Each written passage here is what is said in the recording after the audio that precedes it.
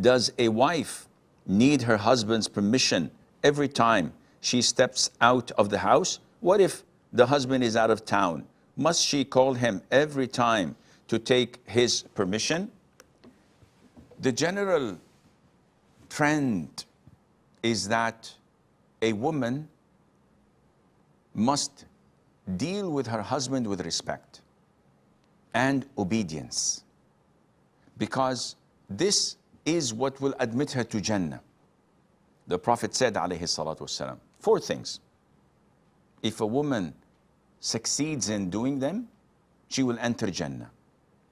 If she prays her fard prayers, the 5 daily prayers, fasts her Ramadan, protects her chastity, and obeys her husband, she will enter paradise from any gate she wants. And this, by itself, is nothing compared to what men have to do in order to qualify to enter Jannah. So we think. But indeed, it's a heavy burden and a great task for women to undertake. And this is their test in this life. In the authentic hadith, in the incident of Ifk, where the hypocrites slandered Mother Aisha, in the long hadith in Bukhari and elsewhere, when she discovered what they were plotting and saying behind her back, she fell sick. But she said, "O Prophet of Allah, do you permit me to visit my parents?" This, the scholars say, is a clear indication that a woman must not leave her house without the permission of her husband. Now, generally speaking, normal husbands give an open permission. I give my wife an open permission to leave wherever she wants, to go wherever she wants. Because I trust her, I have no problem with that. However, my wife, till date, does not go without informing me, I'm going to my mom's house, I'm going to do this or that, I'm going to visit a friend. And I say, you don't have to say that to me. She said, no, I feel it's my obligation. And this is normal. But if the husband insists, in this case, yes, you have to seek his permission.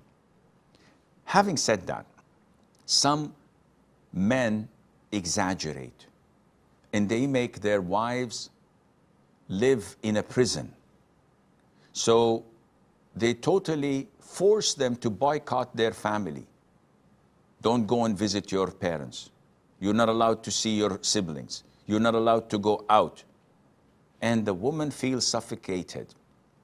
Now, in so many cases, such relationships end up in divorce, but after it's too late, like after 20 years or so.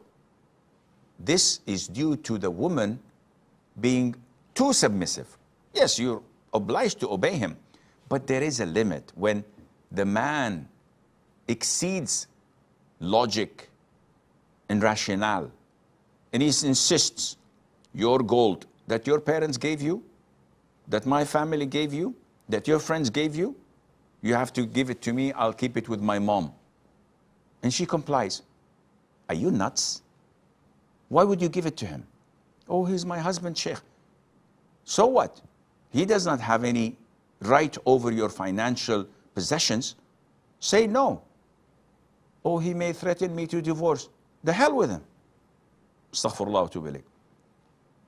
So what? It's better to live with dignity and honor and set the record straight with this man instead of him using you as a doormat. Yes, you are obliged to obey him, to honor him, to be dutiful to him, but he's not allowed to transgress. So your financial accounts, I need your ATM, I have to know the password. Show me your mobile, show me your passcode, show me your emails, tell me the passwords. Why? You make him wipe his feet every time he enters the door because you're a doormat, you deserve what you get. Draw the line and tell him, listen, hon, We're a husband and wife. I'm obliged to obey you, but you're obliged to respect me and to treat me like a woman, not like a servant or a slave. And unfortunately, we have an imbalance. And this imbalance causes a lot of such problems. So to come to answer your question, yes, you have to ask him for permission, but also you have to analyze and see how the relationship is going so that you can evaluate your marriage.